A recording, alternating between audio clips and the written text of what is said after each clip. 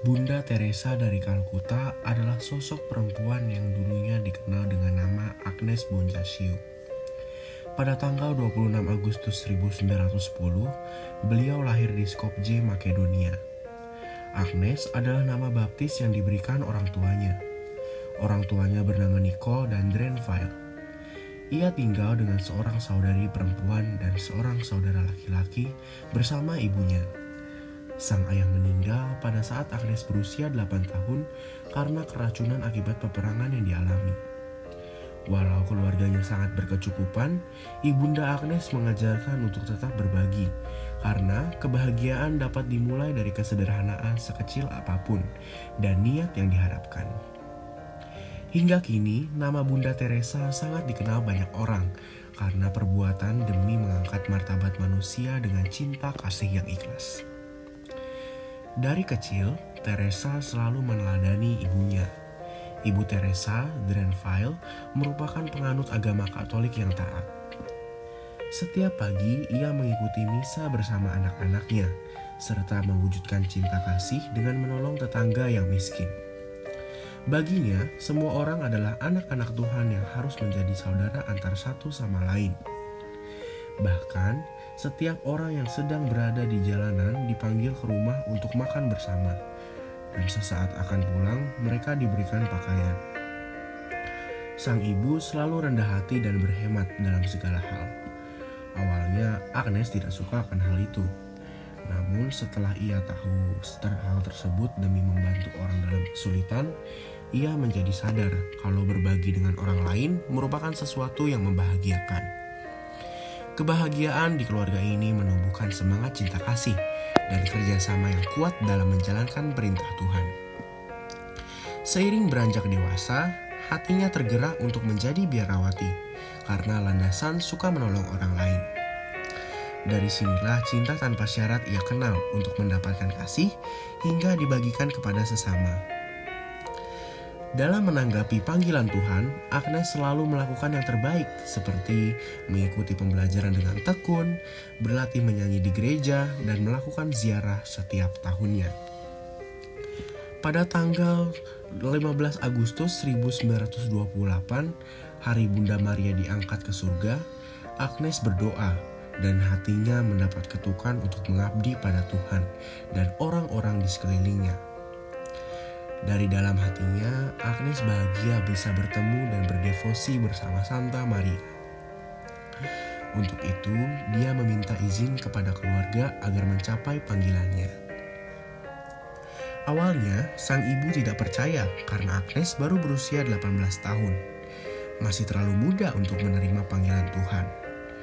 Tapi, pemikiran ibunda berubah ketika Agnes telah berkeinginan kuat dengan melihat perbuatannya.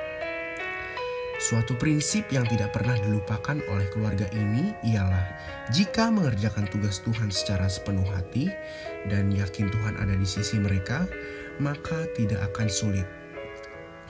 Akhirnya Agnes diizinkan, lalu ia meninggalkan keluarga dan pergi ke biara Loreto, India. Dalam menjalani kehidupan di biara, Agnes mengalami ketidakmudahan dalam pelatihan selama 6 minggu. Dan ia harus memilih nama religi yang diambil dari Santa dalam gereja Katolik untuk melayani sesama. Terinspirasi dari biarawati Teresa dari Lisieux, ia memilih nama Teresa untuk mengabdikan hidupnya untuk menjadi zahid yang taat. Lalu beliau dikirim ke Kalkuta, India. Pada Mei 1931, ia mengucapkan ikrar dan sudah resmi menjadi biarawati Teresa. Anak-anak dan para warga merasa senang dengan memberi selamat kepadanya. Namun tetap saja Bunda Teresa masih ingin menolong demi anak-anak yang terlantar dan mereka yang berpenyakitan di luar biara. Pada tahun 1929 sampai 1948, Bunda Teresa mengajar pelajaran geografi di SMA Santa Maria di Kalkuta. Meskipun ia bergembira dengan penuh sukacita dalam mengajar, hatinya bergejolak ketika melihat dan menyaksikan penderitaan orang-orang miskin akibat peperangan dan konflik yang berkepanjangan di Kalkuta. Kota Kalkuta yang dulunya kota industri menjadi kota yang semakin miskin dengan banyak orang sakit dan hidupnya terlantar. Hatinya berkobar oleh panggilan Tuhan untuk melayani mereka yang paling miskin dari antara orang-orang miskin. Panggilan ini yang mendorong pengabdian diri sepenuhnya bagi orang-orang yang tidak dikehendaki kehadirannya, yang tersingkir dari lingkungan masyarakatnya. Tantangan dan dinamika batin panggilan Tuhan terus bergejolak di dalam hatinya. Edukasi dan pemberian materi adalah hal utama bagi pelayanannya, demi kesenangan hati banyak orang. Walaupun Bunda Teresa tahu banyaknya penganut agama lain di India, beliau tetap bertekun karena keikhlasan hati untuk melayani. Bunda Teresa sangat giat dalam mengajar. Murid-murid senang untuk datang kembali. Di samping itu, ada juga seorang murid yang khawatir tentang ibunya yang sedang sakit. Jadi, dia harus pulang lebih awal untuk mencari obat. Dengan melihat salah satu kondisi tersebut, Bunda Teresa membuka klinik gratis dan banyak menerima obat-obatan dari sukarelawan daerah. Bunda Teresa menabung, bahkan banyaknya penghargaan yang diberikan ialah untuk pembangunan dan pendirian fasilitas, terutama bidang kesehatan yang dibutuhkan masyarakat. Saat Bunda Teresa selesai mengajar, hatinya tetap tergerak karena banyak orang kesakitan di jalanan yang kumuh. Seiring jalannya waktu, Suster Teresa mendapat panggilan kedua untuk menolong orang miskin. Suster Teresa harus mendapat izin dari Vatikan untuk melayani di sana.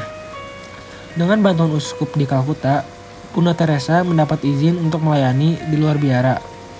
Karena sesungguhnya tiada kelompok atau ordo yang berhak menentang pelayanan dan cinta kemanusiaan. Penderita penyakit kusta saja sudah mudah ditemukan di daerah sekitarnya. Bagi Bunda Teresa, doa ialah jalan kekuatan. Beliau memohon kepada Tuhan agar diberikan jalan untuk membantu mereka yang terlantar.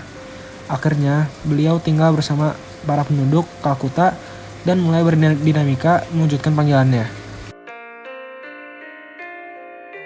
Setelah setahun lamanya, Bunda Teresa melayani di luar biara. Uskup Agung Perrier hendak mendirikan ordo baru bagi Bunda Teresa yang diberi nama Misionaris Cinta Kasih. Dengan kehendak tersebut, terbentuk ordo dengan 12 anggota pada tahun 1950, disertai persetujuan oleh Vatikan. Dalam perjalanannya, banyak proses yang tidak mudah untuk mencapai tujuan bersama.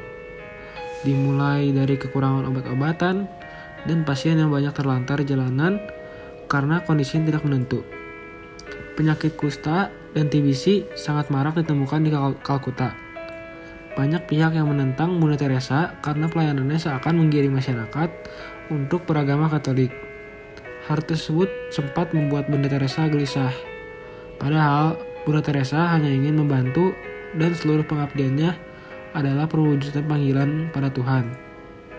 Tetapi di setiap harinya saat merawat anak-anak, Bunda Teresa bahagia dan merasa tidak kesepian sebab melihat bagaimana mereka berbicara membuat hati menjadi kuat. Pada tahun 1953, Bunda Teresa mendapat beberapa bantuan seperti gedung yang kini dinamai sebagai Mother House. Gedung tersebut digunakan untuk merawat orang-orang sakit di berbagai belahan India. Selain itu, gedung ini juga berfungsi untuk menambah ruangan dalam merawat para pasien. Di saat itu juga, Misionaris Cinta Kasih mendirikan Nirmala Sisu Bhavan di tahun 1955 untuk perlindungan anak-anak terlantar. Disinilah tempat anak-anak menempuh pendidikan dan mencari keteladanan, walau dengan kondisi yang berbeda. Seiring banyaknya aktivitas dan tahu anak-anak, banyak orang-orang di seluruh dunia mengadopsi anak. Tempat ini bukan hanya sekedar untuk pendidikan, namun utamanya untuk melayani dan membahagiakan orang sakit. Baginya, orang sakit adalah anugerah yang dititipkan Tuhan untuk dikasihi. Keadaan lelah dan sulit dihadapi Suster Teresa dengan melihat tawa dan senyuman anak-anak.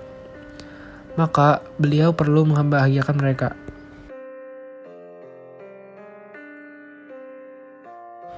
Bunda Teresa juga mendapat beberapa penghargaan semasa hidupnya. Di antaranya adalah penghargaan Padma Shri dari India pada tahun 1962 untuk sosok yang mengabdikan diri pada kemajuan sosial. Lalu yang kedua itu Mark Sasai dari Filipina pada tahun yang sama, yaitu pada tahun 1962. Dan yang terakhir adalah Perdamaian Nobel karena pembela kemanusiaan dan kedamaian yang terjadi pada tahun 1979. Semua penghargaan ini digunakan untuk pembangunan dan cintanya terhadap rasa kemanusiaan. Tiada yang dapat menghalangi keinginannya untuk berbagi.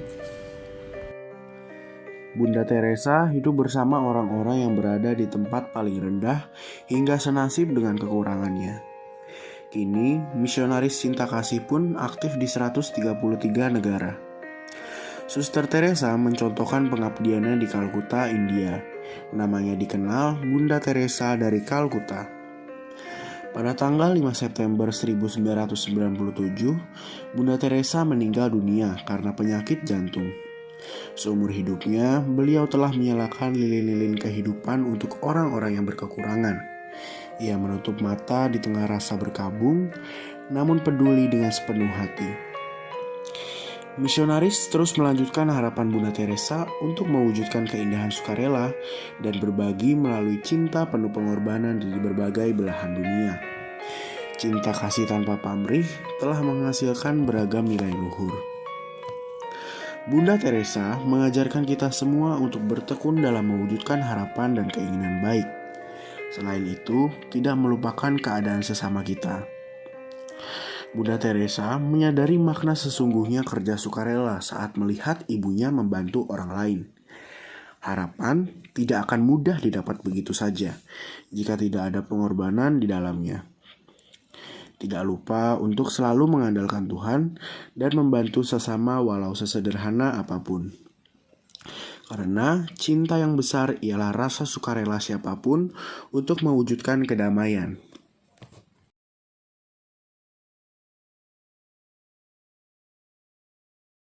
Perahu kertasku kan melaju, membawa surat cinta bagimu.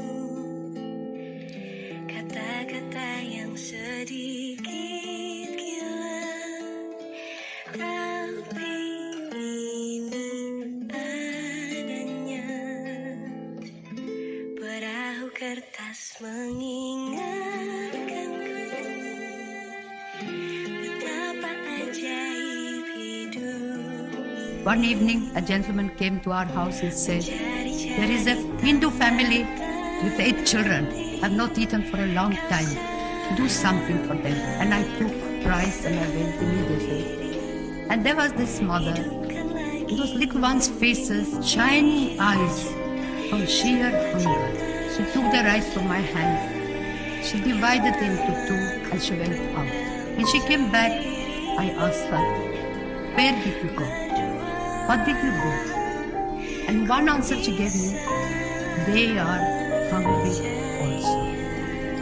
She knew that the next door neighbor, a Muslim family, was hungry. What surprised me most, not that she gave the rice, but what surprised me most, that in her suffering, in her hunger, she knew that somebody else was hungry.